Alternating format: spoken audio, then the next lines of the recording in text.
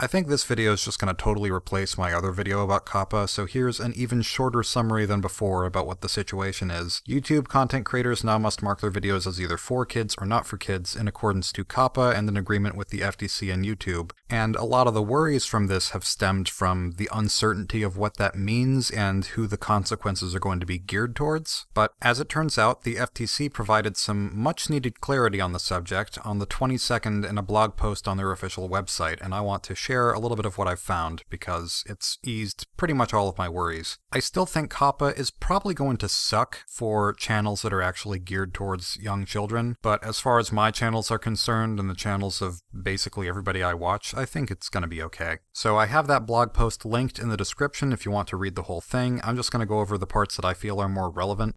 The FTC says, to be clear, your content isn't considered directed to children just because some children may see it. However, if your intended audience is kids under 13, you're covered by COPPA and have to honor the rules requirements. That alone says a lot that we needed to hear. Let's continue. First, unless you're affirmatively targeting kids, there are many subject matter categories where you don't have to worry about COPPA. For example, if your video is about traditionally adult activities like employment, finances, etc., you're probably not covered unless your content is geared towards kids. The same would be true for videos aimed at high school or college students. On the other hand, if your content includes traditional children's pastimes or activities, it may be child-directed. For example, the FTC recently determined that an online dress-up game was child-directed. That, to me, makes a lot of sense. Now, this next part is especially pertinent. Second, just because your video has bright colors or animated characters doesn't mean you're automatically covered by COPPA. While many animated shows are directed to kids, the FTC recognizes there can be animated programming that appeals to everyone. So by that logic, I'm pretty sure just about everything that I've uploaded is safe. It has been pretty easy to write off the FTC as a bunch of boomers who don't understand anything about the modern age, but they also say yes, the FTC is currently evaluating the rule in light of rapid changes in technology. I would go further than that and say rapid changes in technology and culture, but even still, they're considering the modern age, and that's nice. Now, these are the parts that I still have some concerns about. If the content is directed to children and if the channel owner or someone on its behalf collects personal information from viewers of that content, the channel is covered by COPPA. The or someone on its behalf part is the part that I wish had a little bit more clarity because I don't know if it has to be a specific network like the Game Station or Normal Boots or a sponsor like Audible or something, or if it could technically apply to YouTube as a whole. I doubt that's the case, but it might be something that I bring up in a comment to the FTC anyway. The other thing is, the rule allows for civil penalties of up to $42,530 per violation, so that number is confirmed now, but the FTC considers a number of factors in determining the appropriate amount, including a company's financial condition and the impact a penalty could have on its ability to stay in business. The way that's written, it sounds like it's only supposed to be applying this to companies and not to individual creators, but again, I just wish for more clarity on the matter, because I personally would rather not have to pay any money.